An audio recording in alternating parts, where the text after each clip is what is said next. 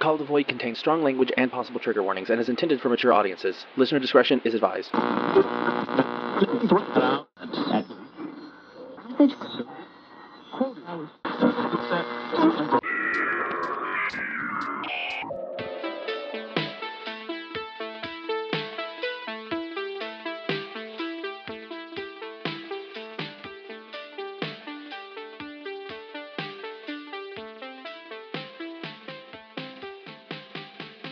Hi, I'm Daekon. Hi, I'm Jack. And welcome to Call of the Void, a podcast about all things weird and macabre. I think this week, I wanted to talk about because I keep hearing a lot of people talking about Stephen King, and he's very on topic right now.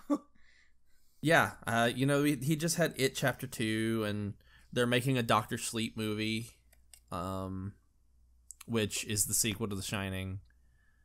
And yeah, like, I just wanted to take a moment to talk about some of his, like, very ridiculous bad shit.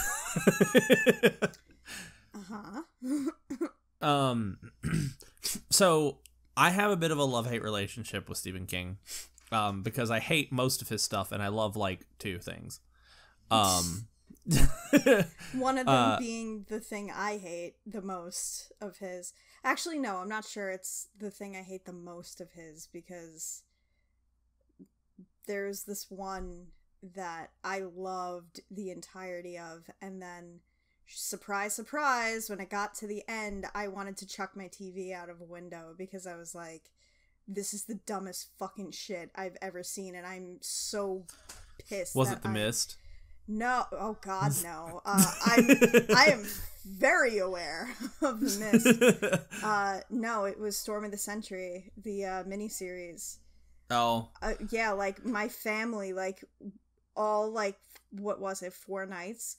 Like, we sat down in front of the TV, literally all of us, except for, like, maybe my older brother, who, like, was out doing shit at the time. But, like, all of us, all, like, 4 nights or whatever it was, sat in front of the TV on the edge of our seat, like, holy shit, what's going on? What does this guy want? Like, whoa, his name is Legion, and blah, blah, blah, blah, blah. And then it got to the end, we found out what he wanted, and the whole thing was like, this is the dumbest shit ever, and I'm so mad that I got involved with this. So, for those who don't know, the two things that I really love are The Shining and The Langoliers. Oh, I hate both of them. One of them scared me. The other one was like, one of them scared me when I was a little kid, and I've spoken about it. The other one I watched because I'm like, you know what? This is supposed to be a horror classic, and I should probably watch it. And I refer to that movie as 2 hours of my life I'll never get back. I love The Shining. It's You're one of my favorite. Love it. You're allowed to like I know. I'm just I saying it's one of my favorite ones. I can't stand the one that everybody talks about. Like, I hate it, and for obvious reasons. Well, and I also hate Pet Sematary, which is the other one that everybody is like, oh, it's so good, and I'm like, no, fuck you, it's not. Fuck you, Cyan. But, no, I mean, because we were talking about it the other day at work, too, and somebody had mentioned, like, I don't really think that The Shining is horror, and I was like, I mean, that's fair, but also there's only so many gallons of blood you can put in an elevator before you start classifying a movie as horror.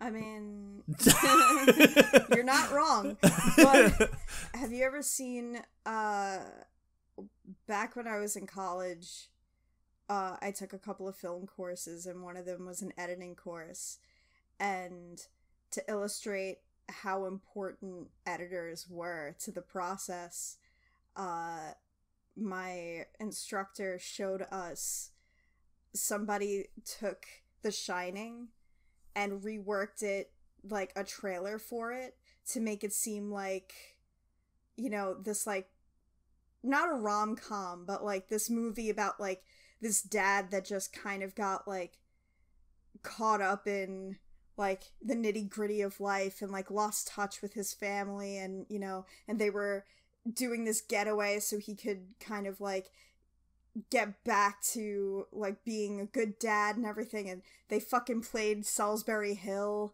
and it was like, and every single time I watch it, I need to send it to you, every single time I watch it, when it says the name of the movie, it's like Shining, and it makes me laugh every single time because I'm like, this is way too happy for what this movie actually is. Yeah, but so yes, there are, let's just say there's a couple big misses in Stephen King's repertoire. One of which I don't know if you've ever seen, and if you haven't, I very highly recommend that you watch this movie because it's fucking ridiculous. It's called Sleepwalkers. I know nothing of this. Okay. So there's another one that I want to talk about eventually, and we'll get to it. But for right now, I like super want to talk about Sleepwalkers. Okay. So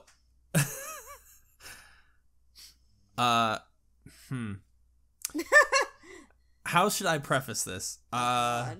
There are some weird themes in this movie. Right. Including but not limited to incest. But wait. Does it take place in an idyllic New England town? I mean, it takes place in Indiana. Oh, it's one of the outliers then. Yeah, it's not Haven. You know, it's always Haven. It's always Haven. It's always fucking Maine. Mm. But no, this takes place in Indiana. It's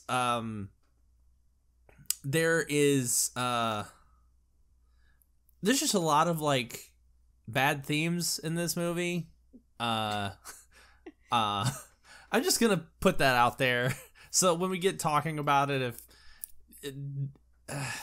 I don't just remember we have like the trigger warnings at the beginning of the show. I was just gonna say, so this is one of those episodes where we're like especially heed the trigger warning at the beginning of the episode. I mean, some of it is like it's ridiculous. It's like fucking ridiculous, but also at the same time, I know that those kind of things could still, you know, be triggering. So just putting that out there, it's a thing. So hit me with it. Come on, I'm ready. I'm probably not ready, but so, I'm ready. One of the main characters, her name is Tanya Robertson. Okay. And apparently she is, and this is apparently important to the plot, a virgin. Okay. She is working at a theater in Travis, Indiana, when she meets Charles Brady, which is played by Brian Krause, which is a fun pull for, I guess, a celebrity to show up. And to be fair, so I know the name. I've asked you this before. Have you ever seen Charmed? No. You never saw Charmed ever? No, I saw like a little bit of one episode like back when it originally aired, and the only thing I remember is Piper because I liked her name. Okay. And I thought she was pretty.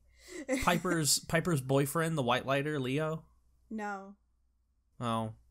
That's who that is. Oh, okay. Yeah, so I should preface, this movie has a shit ton of random fucking cameos for no reason. This movie has, let me see, hang on a second. Just to name a couple, before I actually get into the plot here, this movie has Ron Perlman, okay, Dan Martin, Stephen King himself, Of course. John Landis and Clive Barker are in this movie. There's, let's see, who else do I recognize? Let's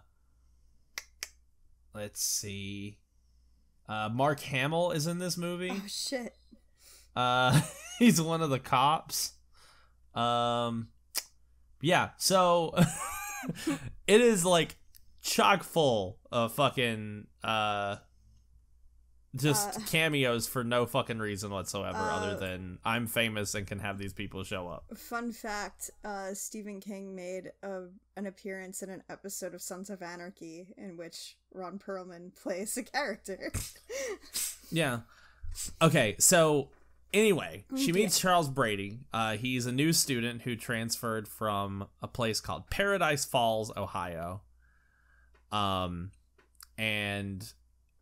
apparently they go to see They Bite and Scream Dream, which is a movie like double feature that they're going to go watch. Okay.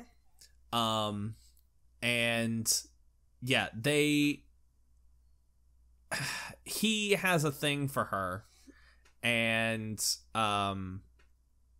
like he's got this like weird thing for her and whatever, and it's like this cute little like love story thing at the beginning, and they make a date to go shoot photos at a cemetery. Okay. Just for whatever reason. Also, I am using IMDb to like remember the entire synopsis of this thing. I'll put the link in the description. Yeah, because I still feel like part of this movie is a fever dream. And that I just like you thought that the Mothman prophecies was a fever dream. Yes, because literally the only time I've ever seen that movie is when I've been in the hospital. But I love that you made that realization on this show, that you're like, oh, holy shit.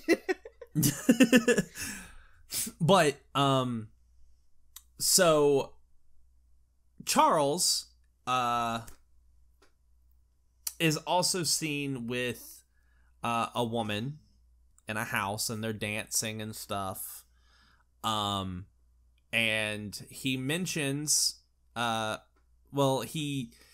dancing and getting all close and whatever with one another, and he says something about how much he loves his mother, and then starts making out with her.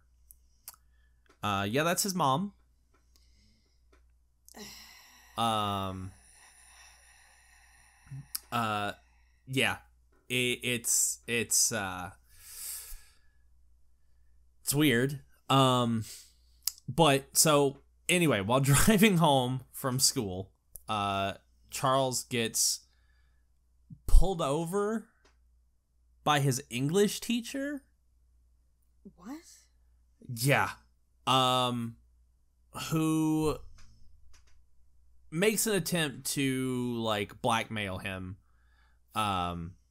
saying that there's no such place as Paradise Falls in Ohio, and that Charles' transcripts are false, and what he is trying to do in this scene is solicit sex from this guy, that the student of his, and he's blackmailing him. I hate everything about this so far. Yep. You should. It's real bad. So Charles responds by ripping off Fallows's hand and then killing him. I mean, I don't condone murder, but he rips off his English teacher, Mr. Fallows. He rips off his hand. His face turns into this like weird cat creature. What the fuck? And then he kills him. I'm like, I feel like I don't feel like anything is real anymore, and we haven't even gotten into. Oh, we're not even anywhere into this movie yet. Oh God. So he starts driving again, going at breakneck speeds, like speeding, like real fast. And he speeds past the sheriff, who starts chasing him. And this is a thing to point out. The sheriff is singing like weird ass songs in the car. When I say weird ass songs, I mean I don't even remember like one of the things that he said, but like, or one of the songs he was singing, but one of them has like the lyric with his pecker in his hand in it, and a bunch of other shit, and it's real fucking weird. And you know how most police officers have a dog with them, right? Well, I wouldn't say most, but yes. Well, a lot of them do. Yes. He has a cat for some reason. Have I ever told you how much I hate shit that's weird just for the sake of being weird? So Charles starts, trying to outrun the sheriff until the sheriff's cat, and the cat's name is Clovis. Oh my god! I have seen the end of this movie! And I remember that because I remember the girl with the cat at the end saying, like, it'll be okay, Clovis. And I was like, what the fuck kind of a name for a cat is Clovis? So Clovis pops up and looks out the window. And Charles's face like starts shifting into all these different things, and it moves to his cat form. It turns into a baby for like a hot second. Like it starts changing into all this weird shit, and then it goes back to him being a human. And he looks at it as like, what the fuck? And then when Charles ends up like pulling off the side of the road, because he doesn't think he's going to be able to outrun the sheriff. And apparently he has the ability, and bear with me here, Jack. Oh no. He turns his car invisible. Hey, Deacon. Do you remember that time that I was like, wow, I guess I bought myself a night in the Sally house, huh? You've just undone that.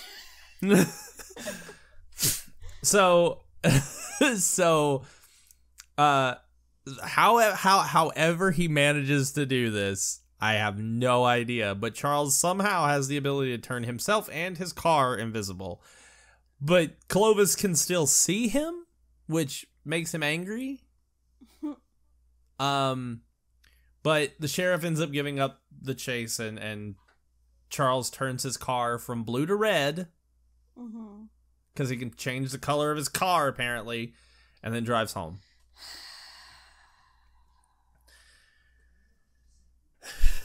Of course. Again, we're not far into this movie. Do you hate yourself yet? I mean, I hate myself most days, so this is just making that a little bit less bearable. And by a little bit, I mean quite a lot unbearable.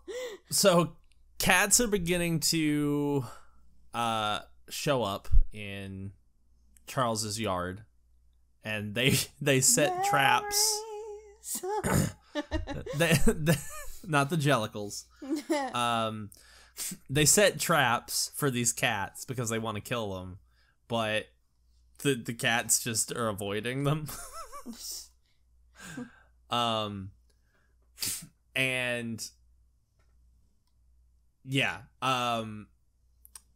Charles ends up telling his mom that it's starting again, talking about all the places that they've lived before but have been driven out of.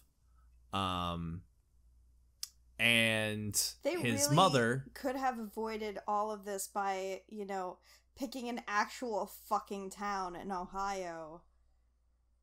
And just been like, yep, that's where I'm from, and just did a little bit of research.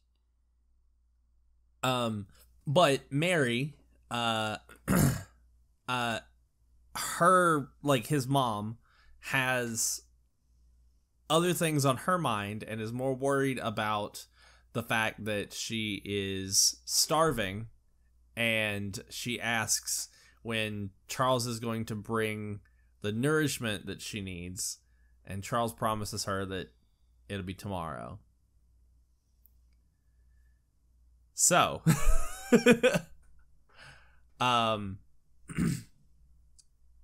Tanya and Charles go on their date. And she packs a picnic for them, brings a bottle of wine, which she, has to hide from her parents and stuff. And Charles makes some grave rubbings because apparently Tanya's family is like, they have like grave rubbings all over their house, like on the inside. This was a thing that was established earlier in the movie, but what do you mean? He goes to her house and they have like framed grave rubbings up on the walls. Like, yeah, what is that? I've never heard that term before. A grave rubbing? Yeah. So it's where you take like a piece of paper and charcoal and you rub it over a gravestone. Oh, okay, yeah. Yeah, they have a bunch of those like framed on walls for some reason. Like they like that sort of thing. That's why they decided to go to the cemetery in the first place and take pictures and stuff. But so Charles makes grave rubbings, and Tanya takes photos of the graves and Charles. But and the date seems to be going great, until when they're making out, Charles starts to literally suck out all of Tanya's life force.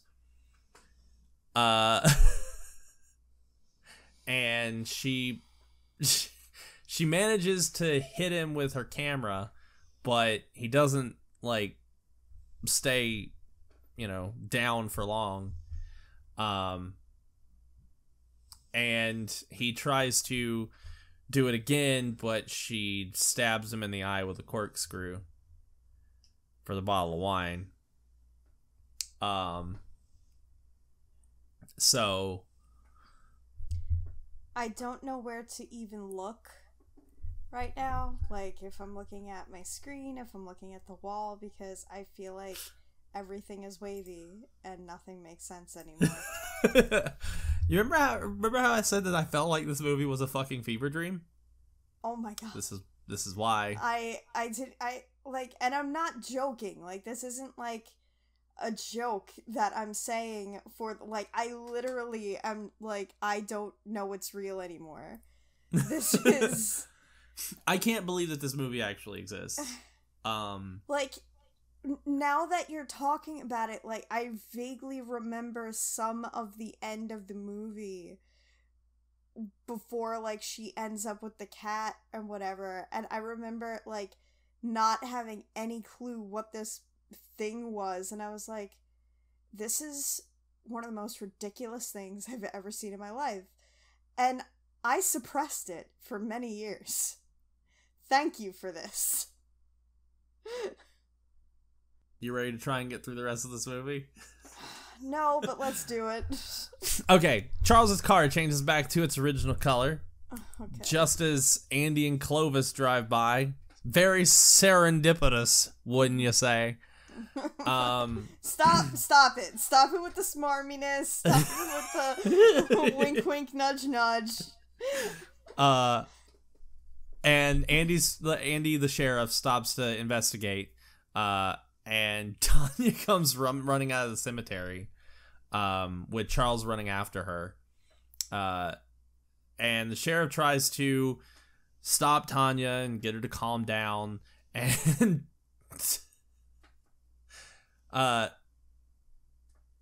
probably the dumbest way that anybody could ever die, ever. Charles rams a pencil into Andy's ear, the sheriff, and knocks him down, and he falls on top of the pencil. And he tries again to take, Tanya's life, but somehow it didn't kill him, and the sheriff gets up and shoots Charles in the back. But it doesn't do anything, and so Charles takes the gun from the sheriff and shoots him with it.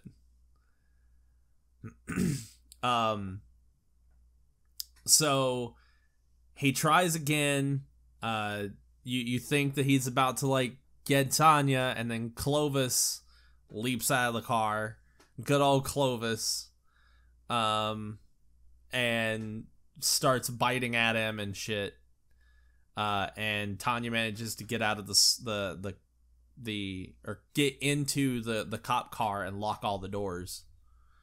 And tries to get a call through to dispatch, and Charles just pieces the fuck out in his car as deuces, fuck this cat. And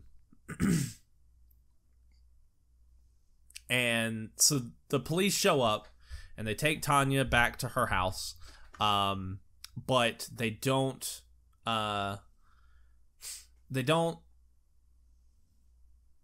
listen to her story. They doubt everything about it. They don't believe her that he showed up in a red car and left in a blue car and all that kind of shit. But they do take her camera and develop some of the pictures that she took. Wait, let of me Charles. guess. He's not in them. I mean, no, he's in them. Is he like a fucking werecat or some bullshit in them? I don't know. I just bear with me. Oh, God. Look, I had to slog through this movie, all right? I don't remember all of it. So Charles is about he's real fucked up, and he gets home and his mother is trying to care for him, but she's also having to deal with a whole bunch because their yard is completely full of cats, and the police have shown up trying to find Charles, and she has the idea to make herself, the car, and Charles invisible right as the cops beat down the door.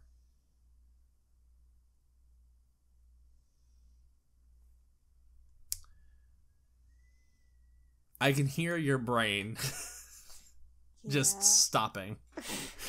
So Tanya takes a bubble bath at home, and Mary shows up at her parents' house, where with a bouquet of roses. Okay. And when her dad tries to turn her away, Mary ends up breaking the vase and cutting him with the glass from it. And when her mom comes in from the kitchen to see what's going on, Mary tosses her out the window. Then That's the rude. deputy comes in from the kitchen, where, and I don't know why they put this in here, but it's a really funny thing, tidbit to bring up. Deputy Horace comes in from the kitchen where he was eating some of Miss Robertson's home cooked corn on the cob. Oh my God. This is No, I'll say what I gotta say after. Just let's he fires it. He fires at Mary, but of course he misses. A fire and then and a mist. Yep. He goes back to the kitchen to call for reinforcements, but Mary stabs him in the back with an ear of corn. I hate everything. I am filled with so much rage right now. Yeah, he dies because she picks up an ear of corn and stabs him with it. I don't even have the energy to make the obvious pun. When Tanya comes downstairs to see what's going on, Mary ends up knocking her out and takes her outside. More police show up and tell, like, the captain of the state police tells Mary to put Tanya down. So Mary bites off 3 of his fingers. And then she shoots 2 of the patrol cars, causing them to burst into flames. And she puts Tanya in the 3rd car and drives home. And when she gets there, she sees that her yard is filled with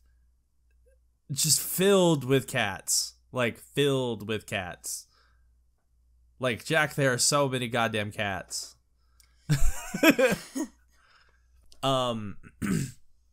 So Mary forces Tanya to dance with Charles, who is damn near, like, dying at this point.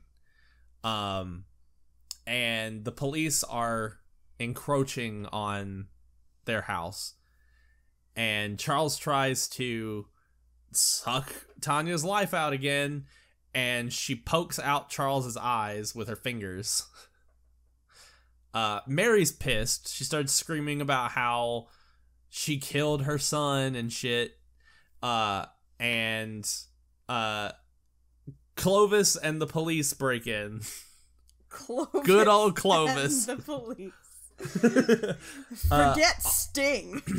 Also letting in some of the cats. All of them leap onto Mary, and she fights some of them off while the police try to get Tanya out. I'm really pissed that you didn't acknowledge what I said. I'm trying to get through this, Jack.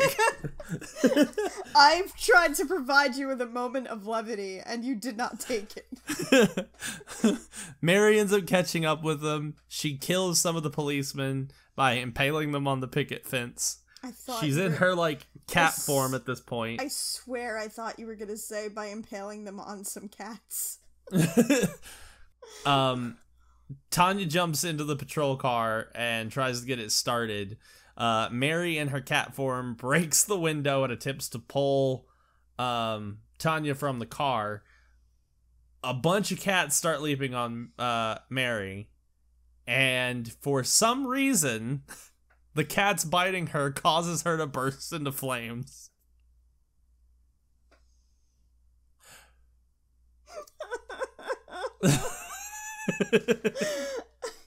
Deacon, I swear, like, I had to just stop myself because I wanted to grab something and throw it across my room. And everything I have is either highly breakable or expensive, and I can't replace it. So she goes back to her human form long enough to leap on the patrol car windshield and scream at Tanya, "You killed my son, my only son." And then Mary burns up in the driveway. Clovis jumps into the car with Tanya, and Tanya hugs Clovis, and the other cats start leaving. And that's when she's like, "It's gonna be okay, Clovis." So you remember what I was saying about some of those, like, big misses? So, like, here's the thing, and here's what I was gonna say before. I want to preface this by saying that I have read some things by fairly young writers that were pretty impressive for the fact that they were, like, 10 or 11 years old. So keep that in mind when I say this.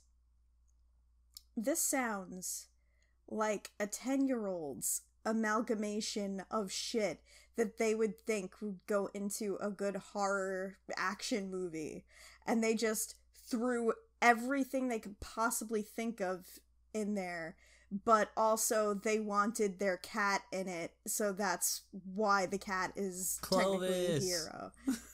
That's what this sounds like. Good old Clovis.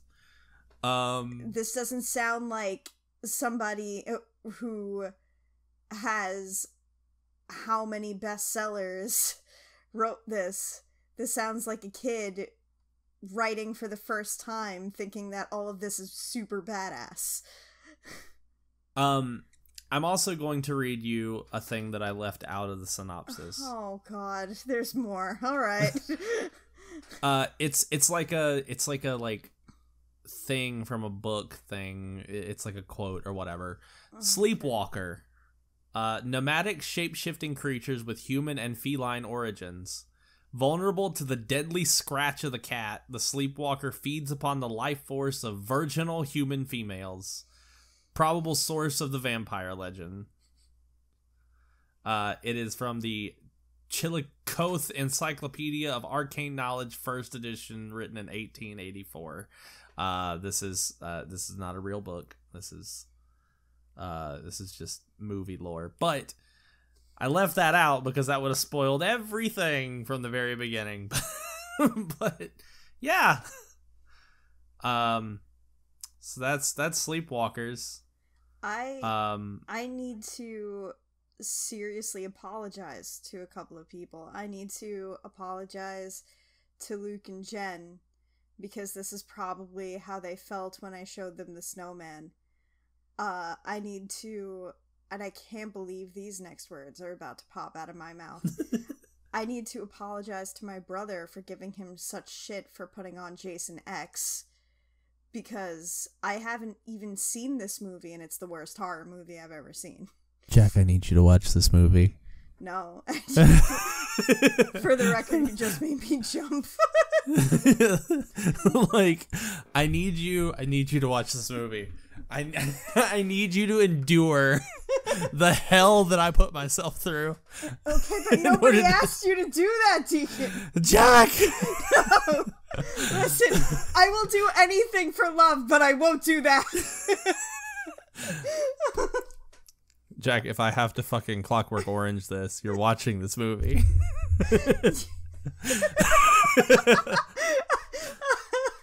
I haven't really seen the movie, but I know the reference. You know the reference. Like, oh my god. Good fucking god. I tormented myself with this movie. When because did I was you like, watch this? I watched this a couple weeks ago because God damn it, Deacon! we were running out of things to talk about, and I was like, so you purposefully subjected yourself to this just because... okay, no, no, hang on. I heard that this movie was bad. I didn't know the extent of how bad this movie was, first off. Second off, I heard that this movie had to deal with some, like, weird shapeshifter shit, and I was like, oh, cool, I like werewolves. That's some cool shapeshifter shit. Let me check this out, because maybe it's gonna be good. And it was not, Jack! It was not good! Oh my god.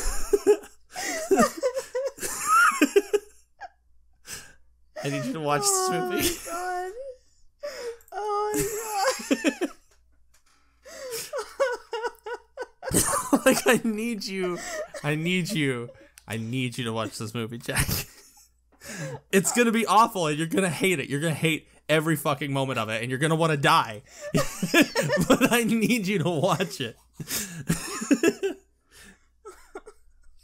It's a short movie, too. That's the fun thing. It is a short movie, but it feels like it drags on forever.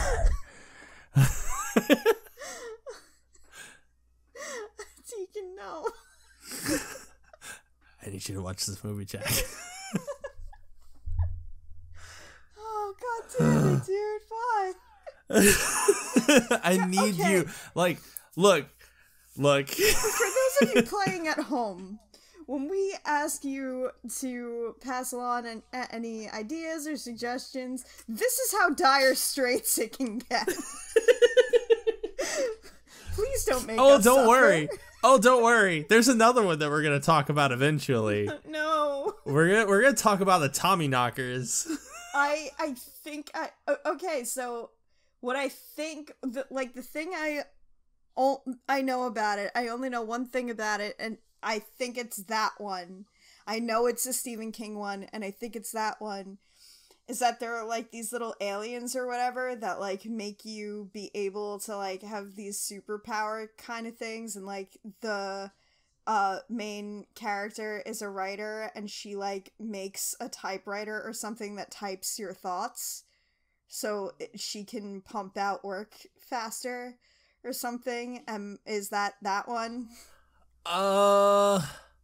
Kind of, yeah. Okay. I mean, it is that one, but it kind of, you kind of have it. Right. It's very weird, but we're going to talk about that one, and that's also very bad. Okay. But guess what? You're going to have to watch this movie. I know you don't want to. I know you're going to fight me. Yeah. You're going to have to do it. You're going to have to come up to New York and make me watch this movie. Because that is the only way I am watching this movie. Jack, I need you to watch this movie. I'm only watching this movie if you are sitting in the room physically with me watching this movie. Okay, fine. I'm going to put this movie on, and I'm going to sit there, and I'm just going to look at you with just this, like, a face the whole time. And I just want to see your reactions to everything. Well, I need to see the face of my oppressor while I'm watching this movie. So. But I need you to watch it. It is terribad. It is the worst movie I have ever. It's the worst movie I have ever seen in my life. It is the worst movie I've ever seen in my life, Jack. I'm not even quantifying this with horror movie. This is the worst movie I have ever seen in my life. Damn, Jack. Damn, dude. I have expected you to use my full name. Oh, fuck.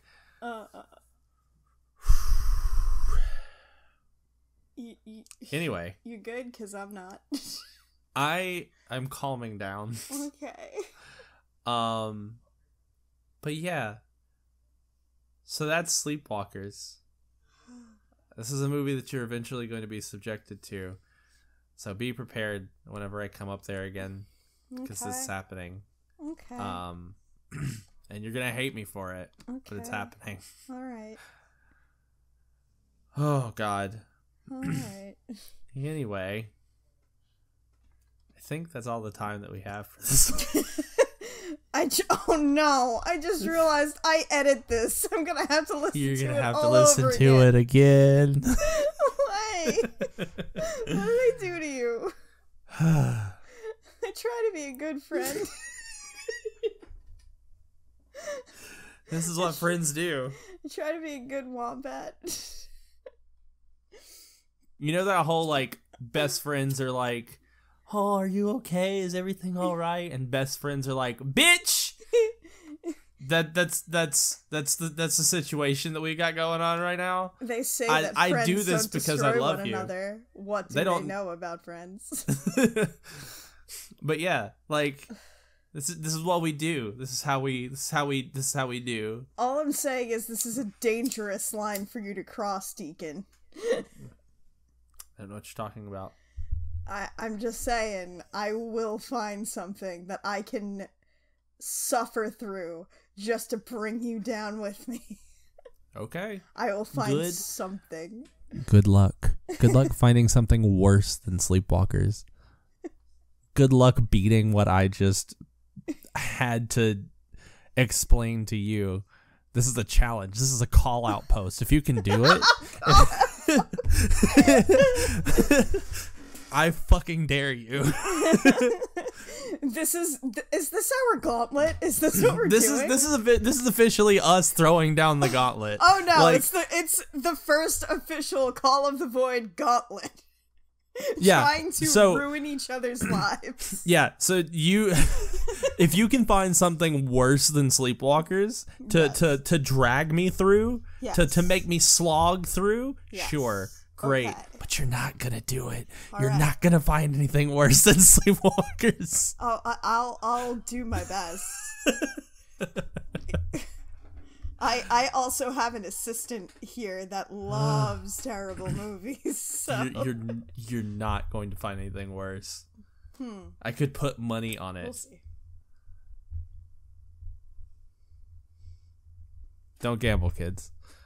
Anyway, I think that's all the time that we've got for this episode.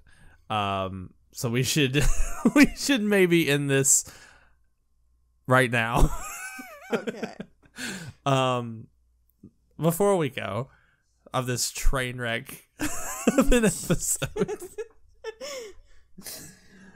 we would like to give a huge thanks to our wonderful friends over at Fierce Ferrets, who for now let us put this show up on their site, but maybe after this episode might not anymore.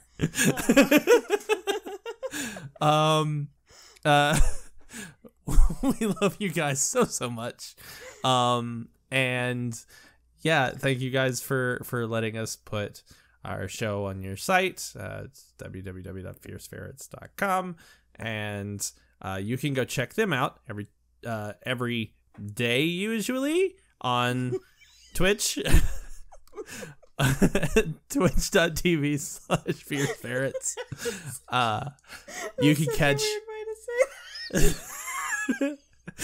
you can catch us on Tuesdays live, usually during Starfinder, where I play a wonderful bug boy and Jack plays a... Come on, say it. Say it. I was waiting for you to do it. Oh, I'm sorry. I'm just over here laughing because I'm trying to extract whatever joy from the world I possibly can. I play a lovely android named Reese. Who does magic. Who does magic? You can catch us on Tuesdays over there. We'd love to see you, like, say hi to us in the chat.